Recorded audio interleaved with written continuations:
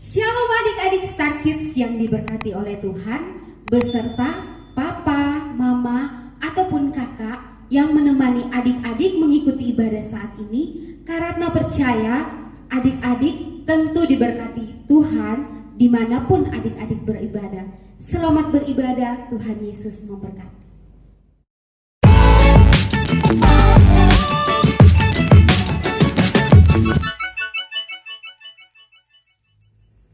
Masa depan sungguh ada dan harapan. Apa tuh? Udah ada yang nonton tuh. Oh iya, yuk sip. Sat. Belum. 1, 2, 3. Hai adik-adik, shalom. Jumpa lagi dengan dua MC yang setar membahana ini dengan Kak Neki yang cantik dan Kak Jos yang super keren ini dalam ibadah online Star Kids MDC Kupang. Wah, pasti sudah gak sabar kan untuk memuji nama Tuhan? ya iya dong, Kak Neki juga nggak sabar meskipun kita di sini kalian di sana, tapi ya nggak apa-apa lah. Ya dong. Udah siap kan? Kalau gitu, yuk kita siapkan hati kita. Kita akan memulai ibadah. Kita sama-sama tunduk kepala. Mari kita berdoa. Tuhan Allah Bapa kami dalam kerajaan surga, selamat pagi Bapa. Kami mengucap syukur ya Tuhan buat penyertaan Tuhan kepada setiap kami ya Bapa. Kami sudah siap untuk memulai ibadah kami. Kami sudah siap untuk memuji dan memuliakan nama Tuhan. Tuhan berikan roh sukacita bagi kami ya Bapa, karena kami mau melompat bagi namamu. Semua yang percaya katakan amin. Ya, untuk adik-adik Star Kids, masih ingat kan dengan yel-yel kita? Masih dong, kan masih muda, masa udah lupa. Iya, anak-anak Star Kids kan hebat-hebat. Nah adik-adik, untuk adik-adik yang lain, kakak bilang, apa kabar adik-adik? Adik-adik menjawab, sungguh amat baik. Jangan lupa-lupa ya adik-adik. Oke, kita sama-sama. Apa kabar adik-adik? Sungguh amat baik. Kurang semangat, lebih kencang lagi. Apa kabar adik-adik? Sungguh amat baik. Yeay! Udah semangat tuh Kak. Tanpa lama-lama lagi, yuk kita sama-sama puji Tuhan. Kita angkat pujian, jagalah hatimu terhadap dosa. Harus semangat adik-adik karena kita adalah anak Kristus. Oke? Ikut dirasakan ya adik-adik. Pinggulnya digoyang. Gerakannya asik loh. Jagalah hatimu. Jagalah hatimu terhadap dosa. Takutlah akan Tuhan senantiasa. Jagalah hatimu terhadap dosa.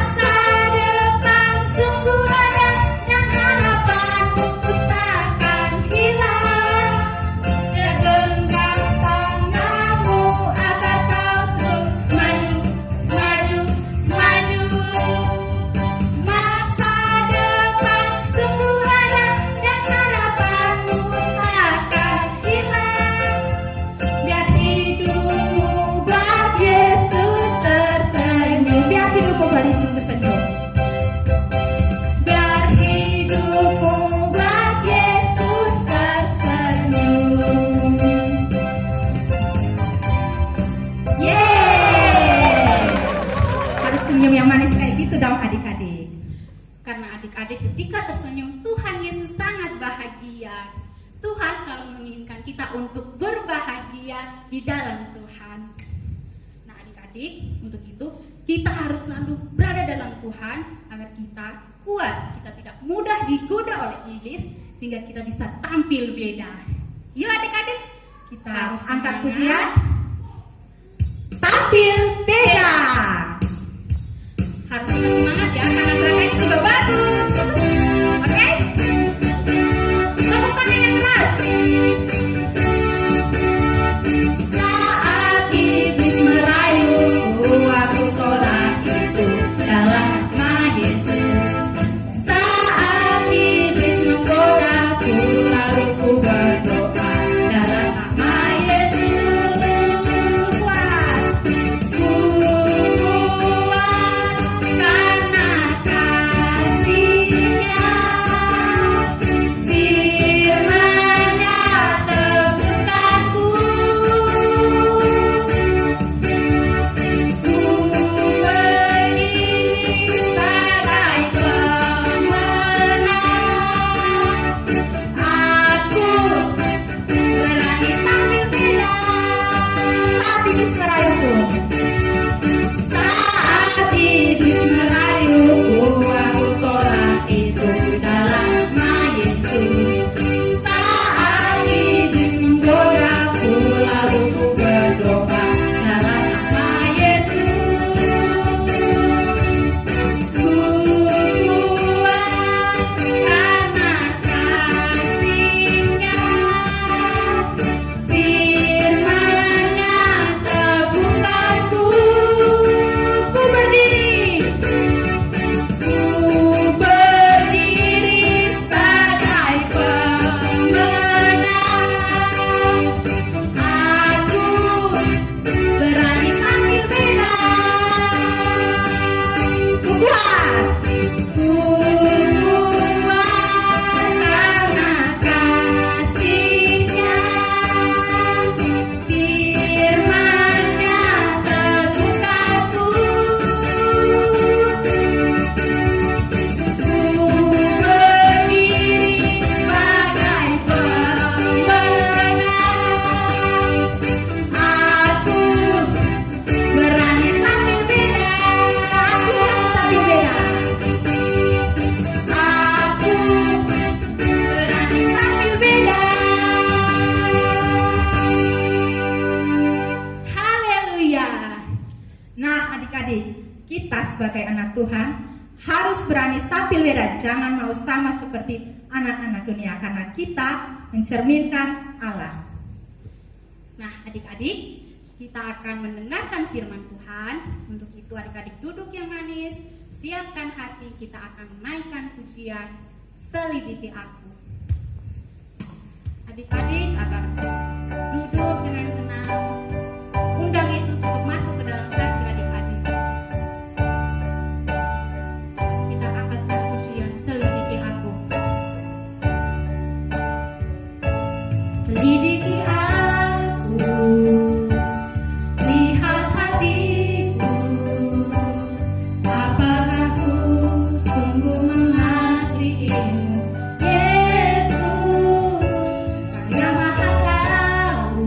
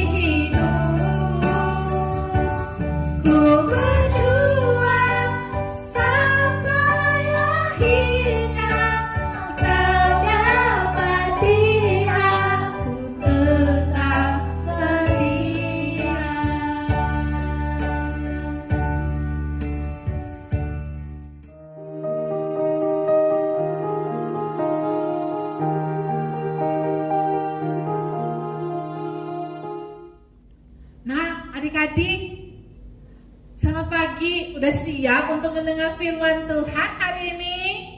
Ya, kalau yang sudah pegang Alkitab, duduk yang manis ya, dan lipat tangan.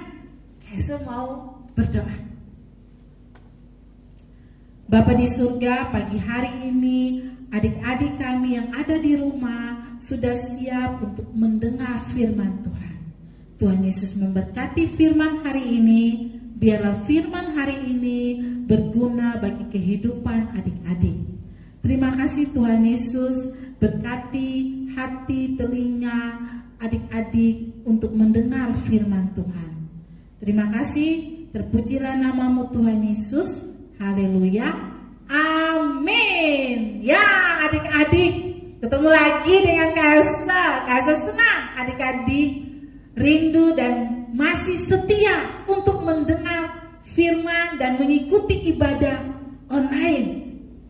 Ya, hari ini adik-adik Kak Elsa akan mencerita tentang Yusuf. Kak Elsa ambil dari Kejadian pasal 42 ayat 1 sampai 38. Pembacaannya tentang saudara-saudara Yusuf pergi ke Mesir bertemu dengan Yusuf. Ya, adik-adik masih ingat cerita tentang mimpi Raja Firaun? Nah, setelah lewat ke 7 tahun kelimpahan, Yusuf mengumpulkan gandum-gandumnya di Mesir selama 7 tahun kelimpahan. Maka datang juga 7 tahun kelaparan. Kelaparan yang sangat besar yang terjadi di Mesir dan di seluruh dunia. Pada saat itu juga Yusuf langsung diangkat oleh Raja Firaun karena Yusuf diberkati oleh Tuhan sehingga Yusuf bisa mengartikan mimpi dari Raja Firaun. Dan Yusuf dilantik oleh Raja Firaun menjadi mangku bumi. Tugasnya Yusuf adalah menjual semua gandum-gandum kepada orang-orang yang datang mau membeli gandum di Mesir. Pada saat itu Yakub mendengar bahwa ada gandum di Mesir. Dan Yakub memanggil anak-anak laki-laki 10 orang. Dan memang Yakub mempunyai saudara anak laki-laki ada 10 orang yang besar, yang kecil Benyamin, adik bungsu.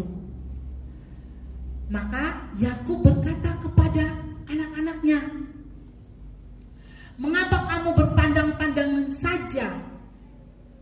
Pergilah ke Mesir, belilah gandum di sana, sebab aku telah mendengar bahwa di Mesir banyak orang datang untuk membeli gandum. Maka kalian pergilah membeli gandum untuk kami di sini, supaya kami bisa hidup dan tidak mati karena kelaparan." Maka pergilah saudara-saudaranya pergi ke Mesir.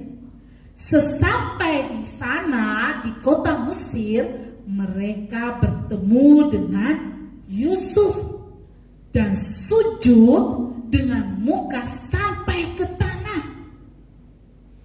Tapi adik-adik, saudara-saudara Yusuf tidak mengenal Yusuf, sedangkan Yusuf sangat mengenal saudara-saudaranya.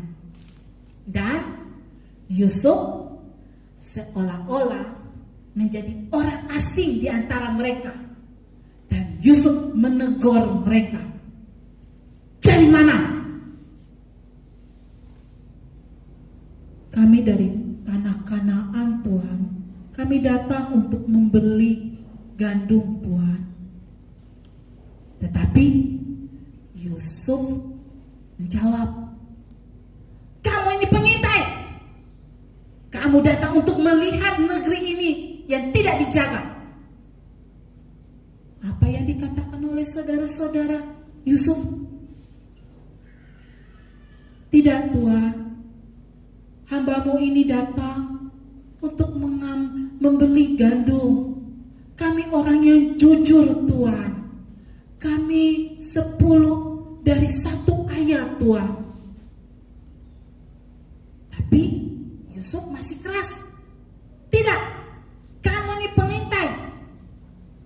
Kamu hanya datang untuk melihat-lihat bahwa negeri ini tidak dijaga. Hambamu ini dari 12 anak 1 ayah. Yang satu, yang bungsu ada bersama dengan ayah kami. Sedangkan yang satu sudah tidak ada. Kami datang hanya untuk membeli gandum, Tuhan. Tidak lebih dari apa yang Tuhan katakan. Maka Yusuf bilang, sudahlah, seperti yang telah kukatakan, kamu ini pengintai. Dalam hal ini, kamu ini harus diuji. Demi hidup Firaun, tidak akan kalian pergi dari sini. Jika saudaramu yang bungsu datang kemari, maka adik-adik mereka dimasukkan ke dalam penjara selama 3 hari lamanya. Selama di penjara, mereka merenung dan berkata-kata seorang kepada yang lain. Aduh,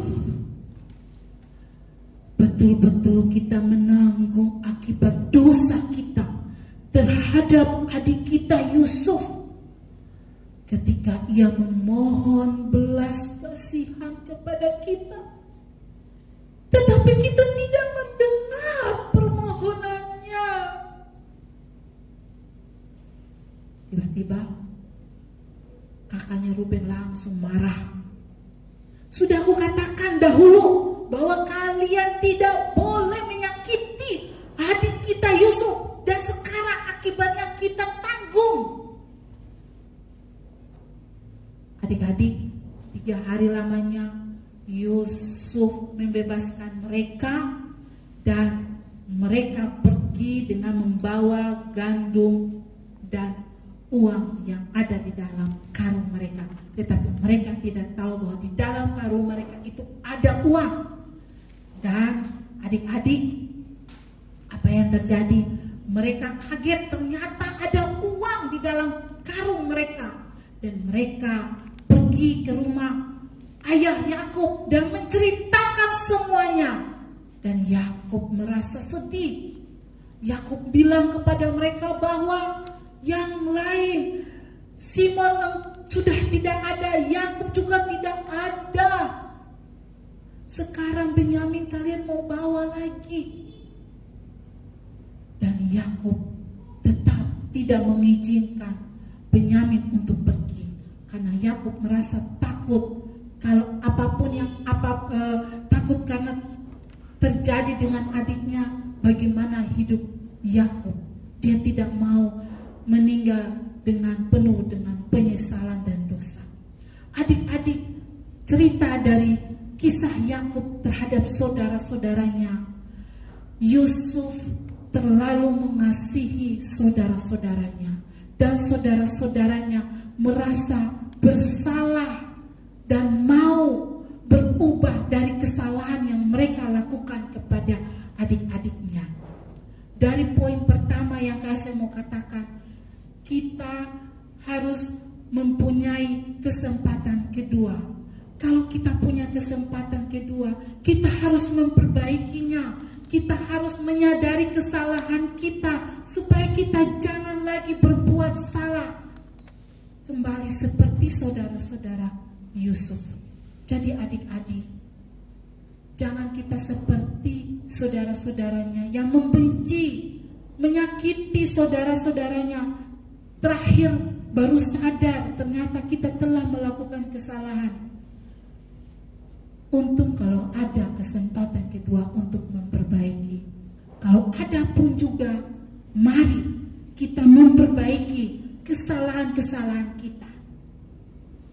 Yang kedua, kita juga mau mengakui kesalahan dan bertanggung jawab. Banyak orang, saya juga termasuk, kalau lakukan kesalahan, gengsi untuk minta maaf. Gengsi, masa saya harus minta maaf?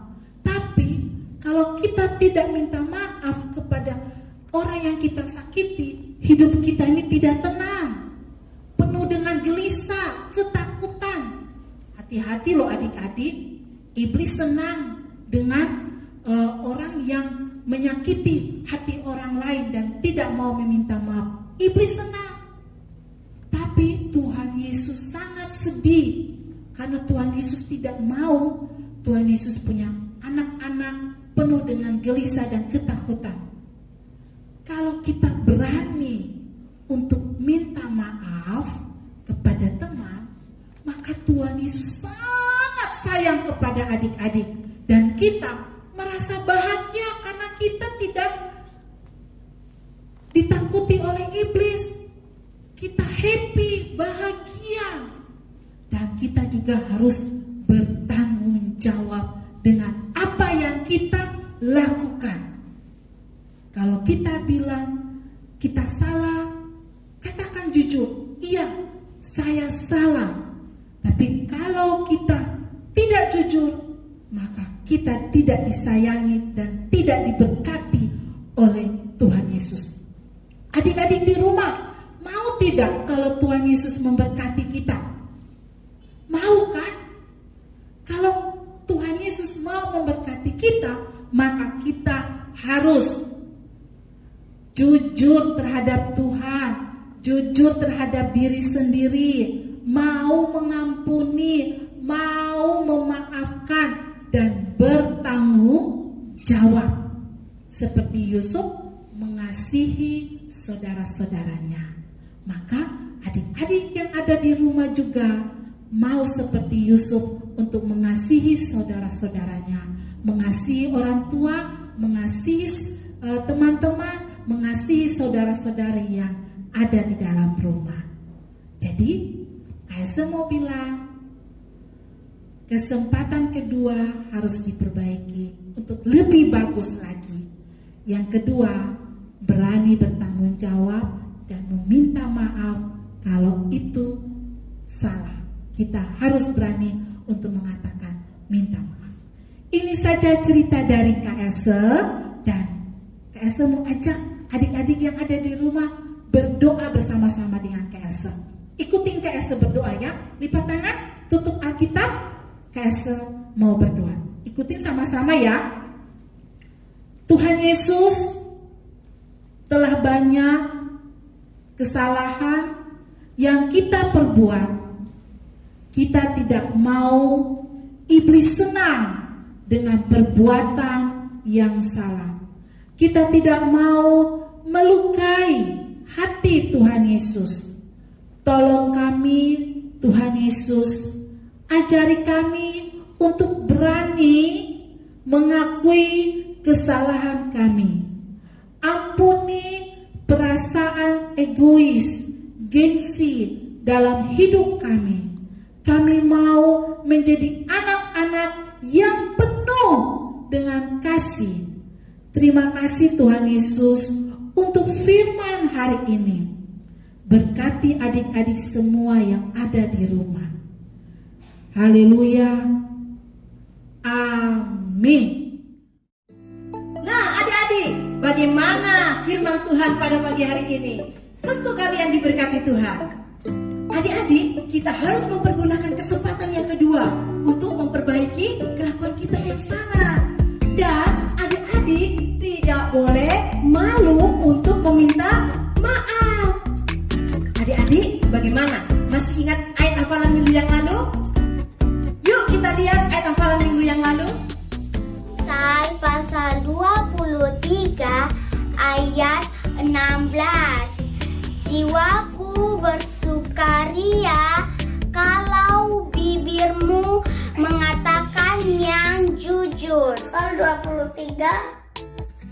ayat 16. Jiwaku berbunyi demikian, jiwaku bersukaria kalau bibirmu mengatakan yang jujur. Amsal 23 ayat 16 berbunyi demikian, jiwaku bersukaria kalau bibirmu mengatakan yang jujur. Terima kasih. Pasal 23 ayat 16, jiwaku bersukaria kalau bibirmu mengatakan yang jujur. Jiwaku bersukaria kalau bibirmu mengatakan yang jujur. Amsal 23 ayat 16. Makasih. Oke adik-adik, hafalan pada pagi hari ini terambil di dalam kitab Mazmur 139 ayatnya yang ke-23.